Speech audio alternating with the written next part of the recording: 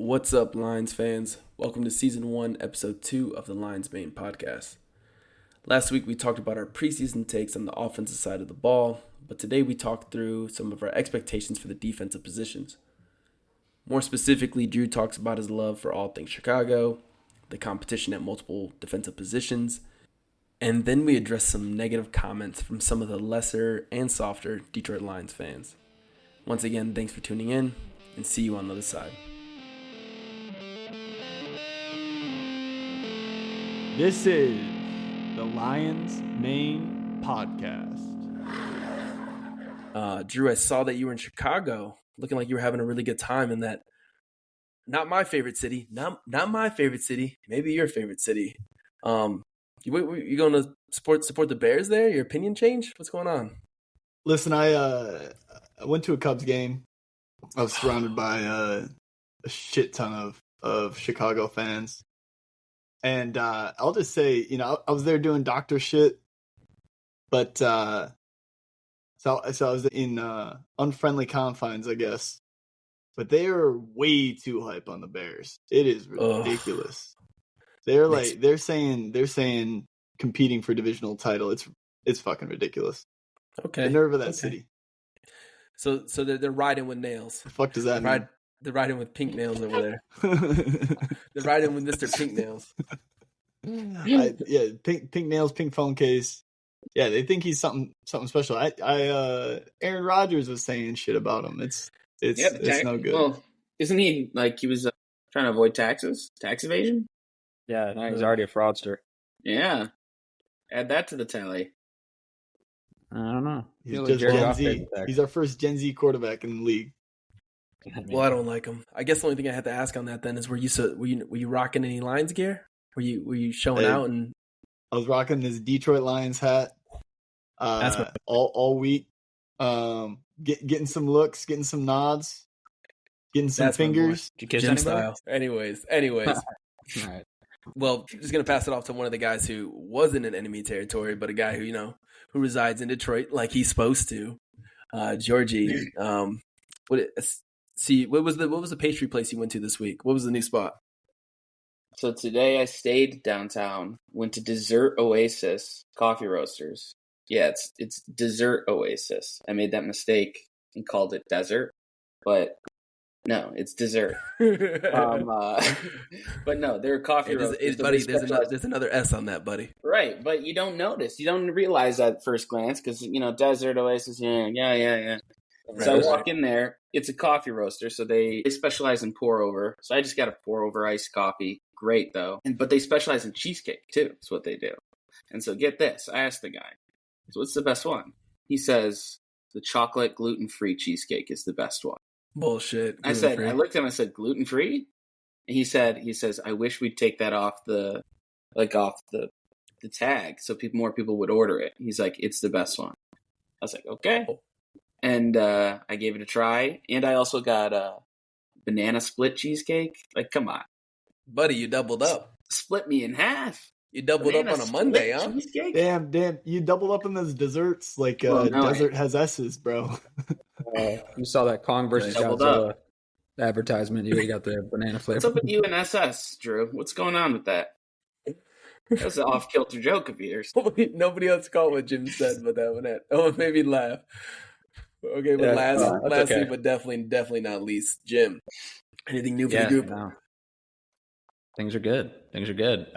Just now I'm thinking about so there's a King Kong promotion when I was a kid, which was banana Twinkies. And those were good.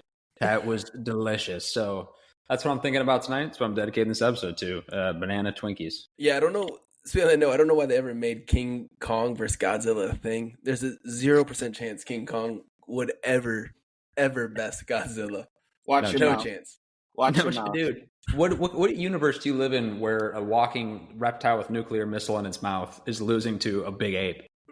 Yeah, right. In the movie, he was about to get his ass kicked by the robot. No, we didn't watch the same movie. We didn't watch the same movie. Wait a minute. Was okay. Spoiler alert. All right. Before you guys bore everybody to death, let's get back on topic because we're going to talk about this for the next 10 minutes. So, do you guys want the bad news or do you guys want the good news? Bad news for sure. Bad. DJ Reader Brian Branch and Marcus Davenport placed on the physically unable to perform list. What are you guys' thoughts? You guys scared? You guys? Is The that DJ true? Reader should be expected. Yeah. And that's just before you guys. I see Jim's covering his mouth like he's scared over there. Just before you guys jump the gun on this, I've been seeing a lot of the Detroit Lions talk has been kind of questioning this, a little bit upset. People don't know what's going on. I think all these are pretty much expected. DJ Reader was battling a quad injury when we signed him. Brian Branch is just getting a cleanup of his previous surgery that he had. Nothing crazy there, just cleaning it up. So he should be good by the start of the season. And then Marcus Davenport last year for the Vikings, he only played 4 games, so he was battling injuries. So I think maybe he's just recovering from the injuries from last year. So I'm not reading too much into those. But then again, I did see people were slightly questioning those. But I think we're good there. Well, I think it's classic. It's classic Brad Holmes like signings, right? And we talked about that internally when those signings were made. It's he signed him to prove it deals. He's not afraid of the injury bug. So at least for Reader and Davenport, like I don't think it's too big of a concern. I don't think the front office is concerned either. Yeah, no, I'm terrified. No, it's all good. I think Brian Branch. Didn't he tear it? He did something to his ankle in the playoff game last year. I'm pretty sure, towards the end of the season. I don't remember what game that exactly was, but he hurt himself pretty bad. Was that the Packers game? I don't know what. There was a game towards the end of the year where he hurt his. Anyways, he seemed like he had an ankle injury all year. And honestly, George scared me earlier before the episode. He lied and told me that DJ Reader was going to be out for 3/4 of the season. I believed him, and that sank my heart. But as long as these guys have insane wear and tear. I feel tired after sitting in a goddamn desk all day, so I can't imagine what their bodies go through. They'll be fine. Right. We'll shoot him up with some Toradol. I got Jim pretty good earlier. When I said that to him, I could see on the screen he darted for the keys and started typing away, and I was like, hey, relax. I was kidding. Yeah. You're gonna go looking into it right now. I had to ask ChatGPT to make sure. Hello. Cool. And these parts right here, I'm just gonna edit out anyway, so don't worry about them. The little breaks in between. But let's just get right into the 2024 defensive preview. Yes, George. I fucking like defense. You fucking like defense? I mean, defense wins championships. No? Was this Coach Dan Fife? Chill, bro. Is that what he would say? God damn. Defense wins championships? Is that what he would say? Right, him and every other fucking guy that's ever coached. That sounds like same old Lions talk. Yeah, I don't believe in that. I'm a big offensive guy. Look at Mahomes, man. I'm an offense guy. Look at Goff, man. I'm an offense guy. But anyways, so looking at the interior linebacker position, Derek Barnes stepped up last year. Alex Anzalone had a hell of a year. And then all this talk in the offseason, I'm seeing that Jack Campbell is that dude.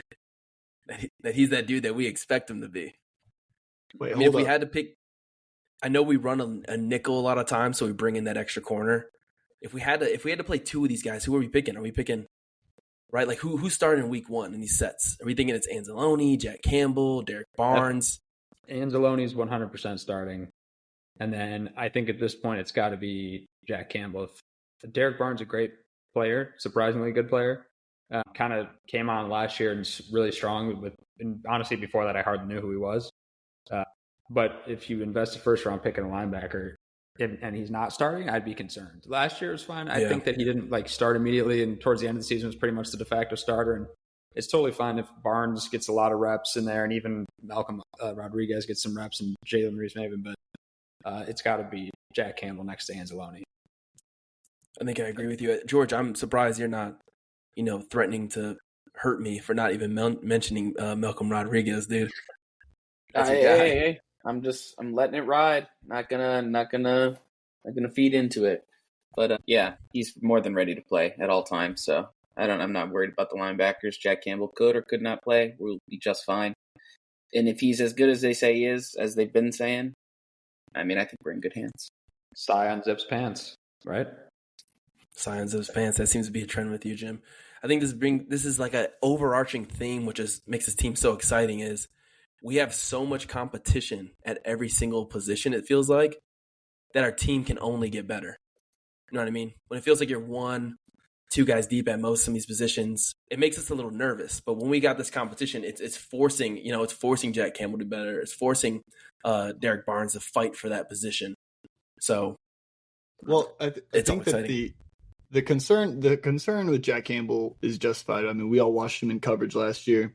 According to PFF, teams completed 80.6% of passes thrown his way last year. Granted, it was only 25-31, so not a huge sample size, but a little alarming. And I think that's why Derek Barnes was one of our better, probably our best coverage linebacker last year. I think Anzalone was like the highest ranked coverage linebacker, perhaps in the league for most of the season. It could be true, but I guess to that fill-in spot. I mean, that's I think probably why Derek Barnes got so much playing time last year on the defensive side of the ball. I think go ahead.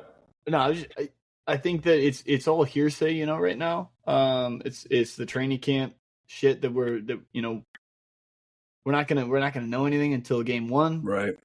Probably not gonna know anything until the first quarter of the season. But at least Calvin Shepard is saying he's for speaking of Jack Campbell, he's further along than expected, which is like, again, it's hearsay. But I don't know. I feel like we got no other choice but to trust these coaches, right? Right. Yeah. And like to your point, I hate that they don't just give an answer, right? What does that mean? Jack Campbell's further along than expected. What the hell does that mean? Just let us know. That's what they do. I think that means he's going to start. I think that's exactly what that means. That's the speculation. He's going to start. It's like a drama novel. That's what they want you to think. They want to draw you in. I mean, I actually think Jack Campbell wasn't that bad. He was bad at coverage, but I think that stat was heavily influenced by his early on play, and then also you said that about Malcolm, Drew. You said that his rookie year too. I think we do got to look at this as these are linebackers. Most of those guys are fucking buns in coverage. So yeah, buns in coverage, and especially rookies. What does that 80% even really mean? Like, I don't know. I don't know the specific, but like to me, that would indicate that 30% when he's thrown at 30 times over the course of the year, they complete 21 or 20, whatever it is. But that could also signal that he's not letting guys get open a ton. Just when he does let them get open, he doesn't stop. Is that what that means? Because I feel like that could be interpreted that way. Jen, let me tell you something.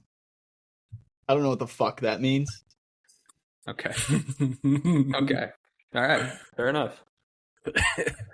Yeah, I go just. I'm just saying he didn't pass. I mean, you can't sit here and say he passed the eye test last year in coverage. Whoa! Oh, in coverage. In coverage. Whoa, buddy. I think he came on strong at the end of the year, but yeah, he didn't start off strong. Hey, we'll just chuck it up to being a rookie. But we're expecting improvement this year.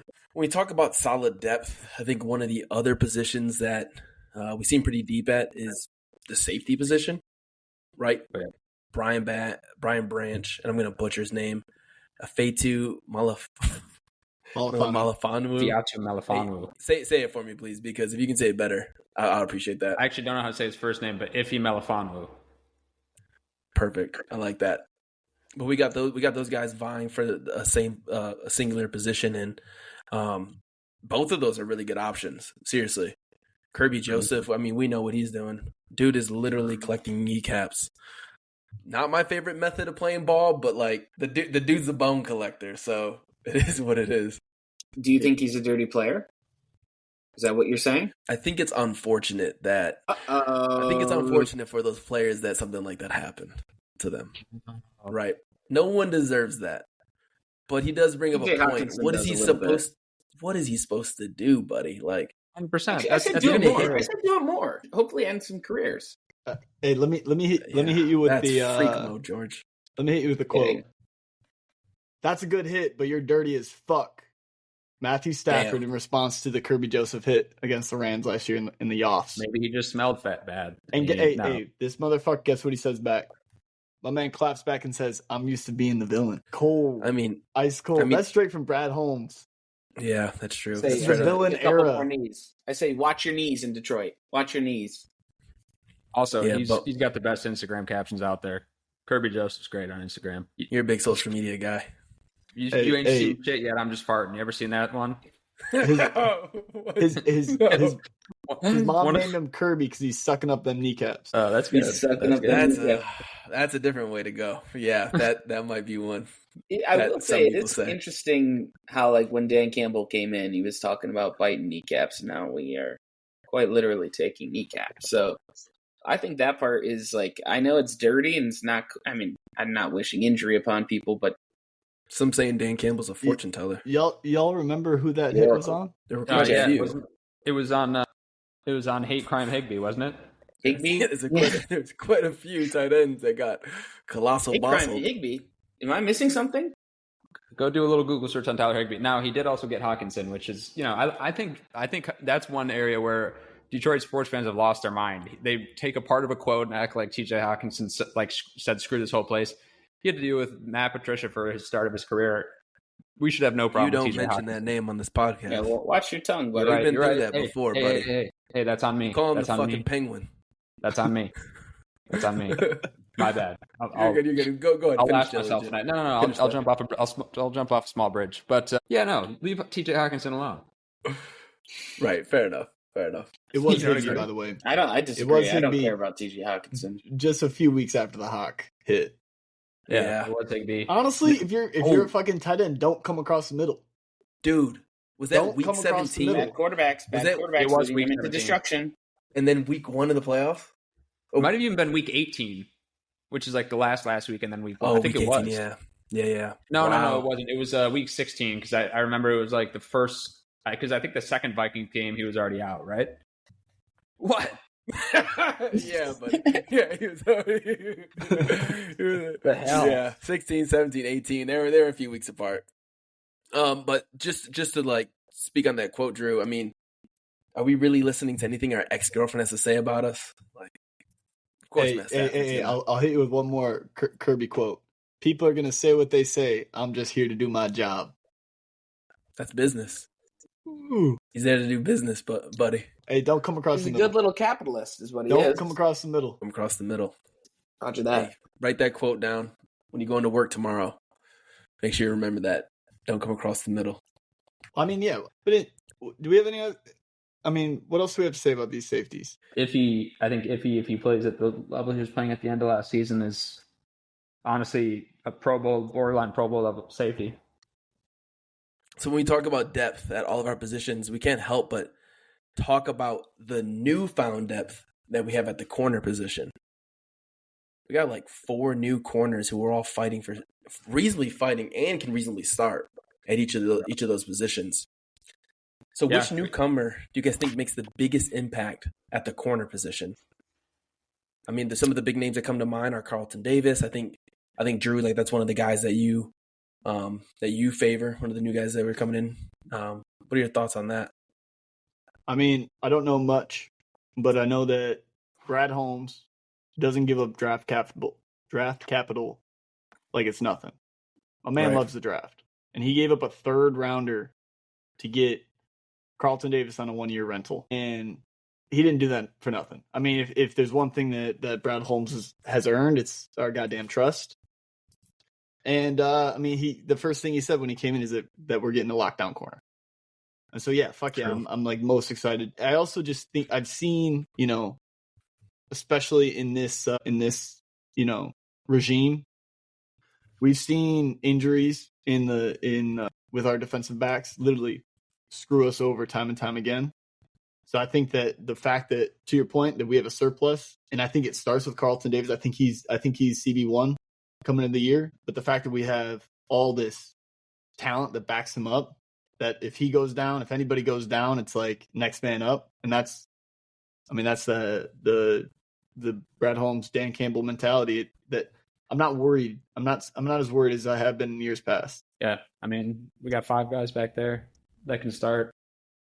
That's 5 more than we had last season. Legitimately, that's 5. We got 5. Yeah, one of our starters. We still got Vildor. As a backup. One of our starters at the end of the last third of the year is now the 6th guy on the depth chart. See the face mask bounce guy? What? Come on. One bad play, George. Oh, it's one bad play. I was just confirming Yes, it is him. Oh, yeah. It's good we got him. Where's he at in the chart? Come on, man. It doesn't define him. It's good. But I'll tell you what. Carlton I'll tell you what. Davis. Listen, you can Go shut ahead. the fuck up. Carlton Davis, since entering the league, is second in forcing completions with 81 since 2018. He was number one in the Bucks defense. He was locked down. He's low risk, high reward. No, At minimum, Carlton Davis. He's great to have. There's no arguing that. He's talking about Kindle Vildor. And you're right to meat ride him, Drew, and you have been for a little while now. Yeah. You have been meat riding him. Maybe I have. Yeah, maybe. And for good reason, as George said. The guy that I'm most seriously, that I think is going to have the biggest impact, we ran a nickel formation most of the time. And if Brian Branch wasn't in, right, coming down from the safety position, then we had this guy who is the loudest person in the NFL, Yeah. CJ Gardner-Johnson filling in, right? But he was only in for 20% of the season. Amik Robertson coming over from the Las Vegas Raiders. Yeah, that's pretty Dude was a lockdown corner for the Raiders last year. I'm mostly excited about him filling in that slot position and locking some of the best receivers line up at the number 2 receiver position inside. And so I'm most interested in seeing him come in and lock those spots down. So people like Jack Campbell, even Derek Barnes, even though he has the capability to, they don't have to slide out, and guard those receivers. So I'm really, really interested in seeing what Amik Robertson can do. He's going to be awesome. And he's got that, I hate to be cliche, but he really does have a Dan Campbell type mentality. And then Ennis Rakestraw is probably the pick I'm most curious about. Ennis Rakestraw Jr.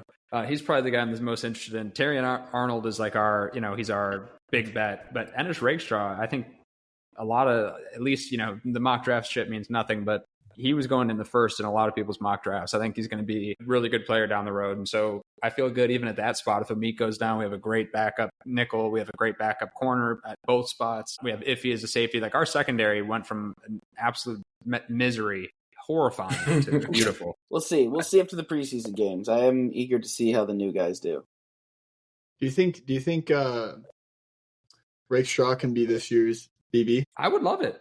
I think the thing is, I think Terrion's going to get the chance first, and I think Terrion is, if not the best DB prospect in the past year's draft, one of the top 2. He's like, again, if it wasn't such a historic offensive draft, he's probably a top 15 pick minimum. So I think he's going to be the stud, but I think Rakestraw has a chance to be, I could see a future in a couple years from now when we have both corner spots just completely locked down from one draft. Are you going to be saying the same shit when one of them gets toasted by a Bears receiver? You know what? They could totally get toasted by Keenan Allen. He spreads the play out pretty well. It happens. Old? I mean, it happens. Every corner gets burned. So you're talking about 30-year-old Keenan Allen? Yeah, he's the best receiver they have. I don't know what you guys are. We playing into this idea that the Bears are a problem? I don't think so. What has this conversation been had about the Bears? I want it to stop. In the beginning, we talked about the Bears. They suck.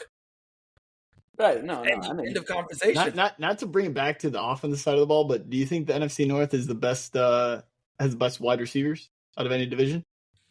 By a landslide. Got to be by a landslide. I mean, what other division? It's got 1 and 2. I will say the NFC West is pretty loaded too. No, think about it. Because you've got on the Rams, Cooper Kupp and Puka Nacua. On the 49ers, you've got Ayuk and Debo. On the Seahawks, you've got Lockett, Metcalf, Jackson Smith, and Jigba. And on the Cardinals, you have Marvin Harrison Jr. and Michael Wilson. And if you're counting tight ends, they have George Kittle. I'm just calling him Greg Kittle. You mean Loudmouth Ugly from the TV show?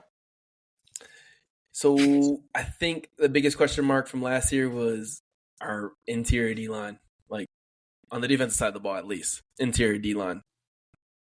It doesn't seem deep to me still. I'm nervous. We signed DJ Reader, but he's on the PUP right now. Should be cleared up. If he's out, we're putting in Broderick Martin. I mean, Broderick Martin is good. He's shown some signs, but he was on the team last year, and that was the worst part of our team. Yeah, what signs did he show? He was like a healthy scratch regularly. Say it again? I said, what signs did he show? I feel like he was a healthy scratch regularly. I will say, I believe in the long-term potential, but I feel like Brad Holmes does take like one true, like just dart throw a draft. Right, and you're saying that's the also guy. fucking roll Kaminsky in there too. He starts throwing that Kaminsky. big fucking ogre body in there, doing that monstrous shit. Well, Makai, the big, Feeling you know, very we call him Halloweeny over there. the big angry whites. Oh yeah, what do they call him? The sheriff or When you- something? Oh Mayor? yeah, That's got to be racist. No, I refer to you. Well, maybe I don't know what the origin of He's a baby. a big white defensive player gets called like a blue collar small town job. But no, he's awesome. He's got versatility. The We commish. got the commish. Yeah, commish is They great. call him the commish, Oh, right? That's it. A commish. It is a commish. Makai Wingo. Makai Wingo hopefully he's good. Who's that other? There's one other fucker on it. Excuse my language. Levi. If he's healthy, I've heard good things about him, but he's got to be healthy. How old is Wingo? Attack on Titan. Wingo's rookie, 6th round. What did you say again? What did you say? Oh, yeah, he's going to be good.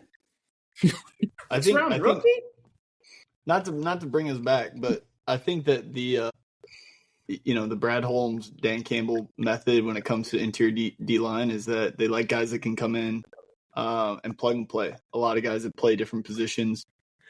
What I'm afraid of is, are we just trying to stop the run in there? Is that, are they, I feel like this regime has always drafted and brought in guys that are just put in there to plug up the holes, just big fuckers that are, in there to stop the run. And DJ Reader, when he comes back is no different, really. I mean, that's his bread and butter. And so I'm kind of posing the question to you all is like, are we expecting any, pressures from our interior D line, or is it all just? Oh yeah, absolutely. Aleem McNeil. Two top 10 defensive tackles in the league right now. We should absolutely be getting pressures. Top 10? Yes. Yeah, top 10. Aleem McNeil's like ranked in top 3 in most charts. I don't know about 2 top 10, but we definitely have 1 top 10. And DJ Reader's like top 15 or 16 in the league. Like Aleem McNeil is going to get pressure. He got pressure last year. The reason they keep drafting those big guys to slot in next to him is because they need a traditional run stuffer to go along with it. Aleem, who pushes the pocket.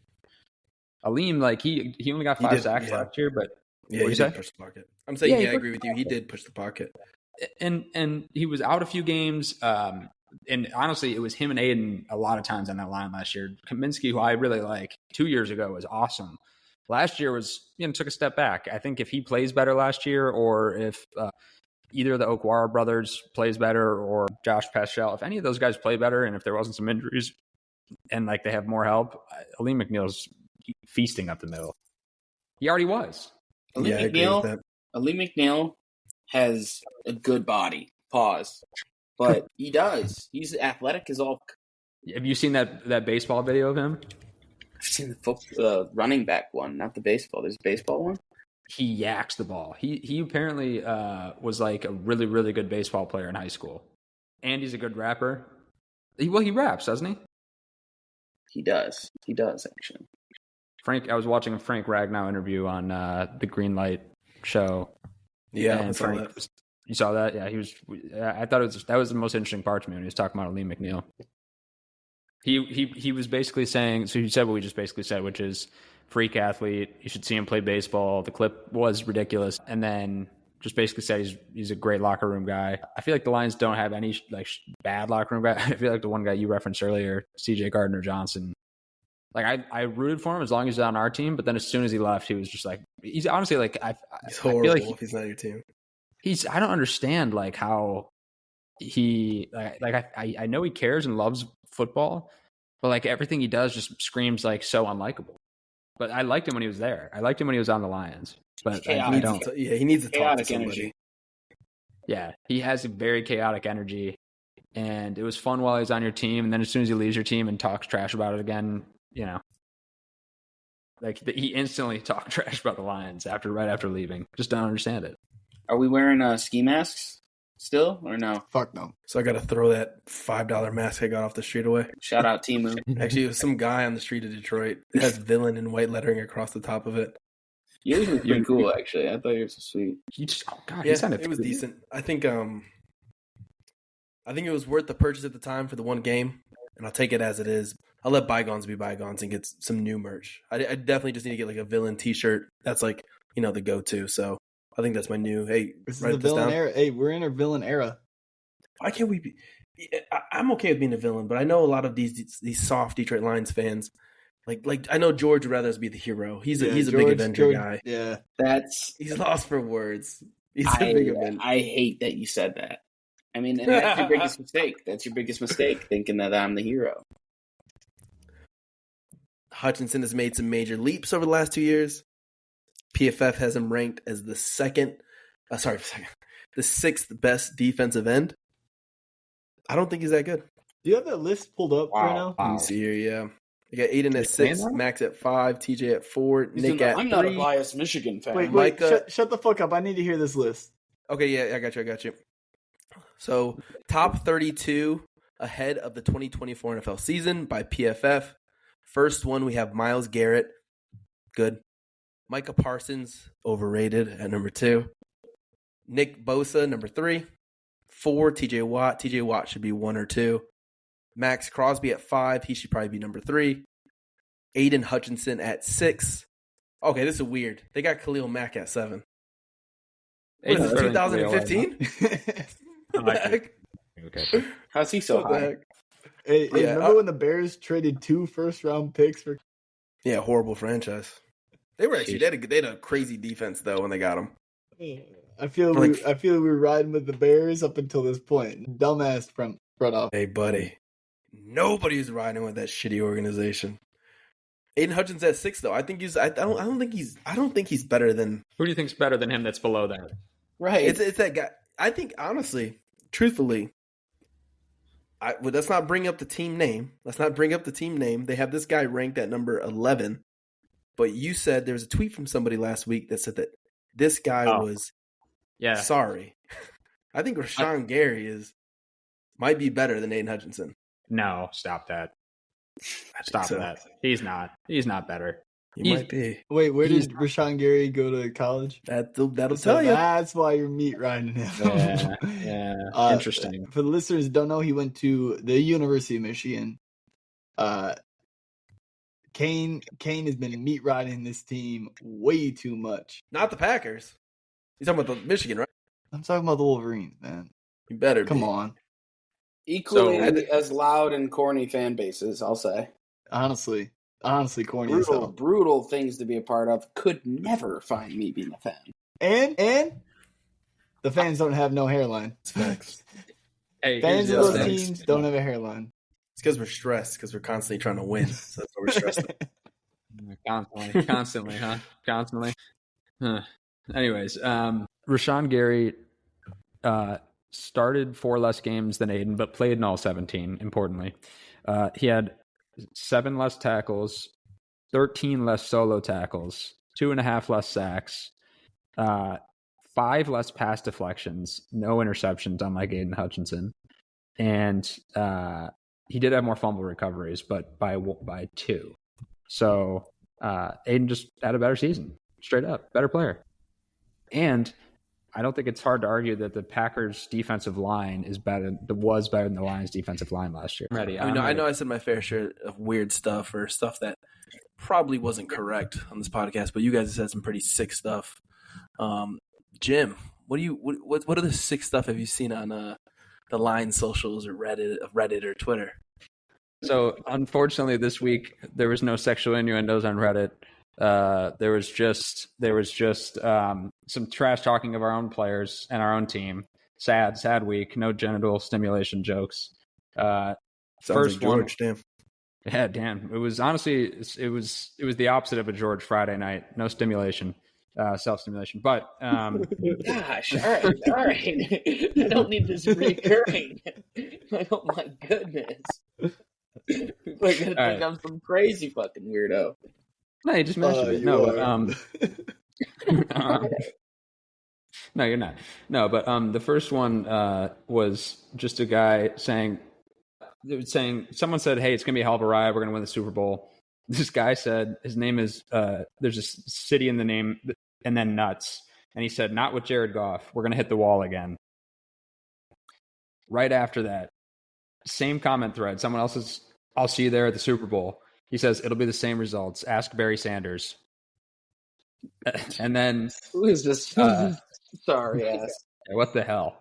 So here's the problem with that guy. Here's the third thing he had to say. Someone said it was about the ESPN Top 100. Someone said Calvin is arguably the best wide receiver of all time. Meanwhile, you have multiple players who aren't even the best at their position ahead of him, arguing Calvin should be higher. A Lions fan, said, I like Calvin, but there's at least 3 receivers better than him. And before I read the rest of it, I knew it was going to be tomfoolery because there's literally only 2 you can arguably put above. Randy Moss. Which is Randy Moss and Jerry Rice. Those are the only 2. So he did say those 2. And then he said Larry Fitzgerald. There's no way. Larry's close. Larry's not close. Larry's not fucking close. Larry's an all-timer, but Calvin Johnson, if he played his whole career, would have been the best receiver of all time. If he had a full 15-year career, he would have been the best receiver of all time. I think he is the best. Most talented for sure. And Brandon Roy would have been the best NBA player of all time. I think the argument is like that he didn't I know you didn't play. just compare Brandon Roy and Calvin Johnson. That's a. I fuck with Calvin more than anybody, or as much as the next guy. But I don't think he's number one. I don't think you can potentiate that. Yeah. I think I don't think he's number one. I think you can watch him play. And no, because you say this. Drew's point is this right here. Like, you guys are both saying correct things. Jim is saying he's top 3. He's definitely not considered 1 or 2. But if someone had him at his number 1, you can see why. Like, fine. Yes. But then Drew's also making the point that you can't say for players, you can't be like, well, if they had done this or that. Like, if Kelvin had Aaron Rodgers, you can't do. Did you want to say something? Yeah, Randy Moss is so much better than Calvin Johnson. He's like a physical specimen and just could catch way better than him, I think. No, that's just, right. I mean, people are going to go back to the stats and what they did in their careers and how long they were. But, I mean, at the end of the day, there's nobody you had to cover like you have to cover Calvin Johnson. He's a physical specimen and he is an incredible receiver. So, I mean, we can argue all these other receivers, but at the end of the day, they know that if Calvin was on their team, he would be the man. Right. He's the physical specimen. He's like the Bo Jackson of receivers. I think there's a point to be made in the fact that if you can make an argument, a strong argument, that anybody, and this is not Calvin Johnson, this isn't respect to just the wide receiver position, but if you can make an argument for a player that they are at one point or they are the number 1 player, which in Calvin Johnson's case, you can make a very strong argument that he is the best wide receiver ever. I'm not saying I agree with that argument, but you can make an argument. People won't laugh at you. Whereas like with Larry Fitzgerald, if you walked up to someone and said he's the best wide receiver ever, they would laugh you out of the fucking room. Right. And I think that alone puts Calvin so far above Larry that like Larry, it shouldn't really be a conversation. Y'all agree? Yeah. I mean, do no, you agree with that? That's a good take. Spot That's on. probably one of the best takes you've ever had. Like, one of the only good ones, but it's a good one. No, but I do think there. So I saw a list recently. ESPN. This will rile all of you up. And they had Calvin Johnson at 6th. And one of the names I don't even remember because I was starting to see. I think it was Julio Jones, and another name they had above him was Marvin Harrison. And and Larry was another one. I just don't get where people. I think people. That's why I can't stand YouTube anymore. It's just karma farming. It's karma farming. It's like going on there. It's rage baiting is what it is. It's rage baiting, karma farming, whatever you want to call it. They're baiting people to watch their videos by having an absurd take. It's Skip Bayless, but like in a distilled version. Yeah, I don't know how these people get their opinions out there. Like, what makes them because you look at these videos and they'll have like 20,000 views, and you're like, I ascertain how that's even possible. People get mad and they watch it like me. Idiots like me watch it because they're mad at what they see. Right. It's like 4 dudes on a podcast just sitting there spouting shit. Who's listening to it? You know what I mean? Not me. Maybe Kamala Harris will. Maybe.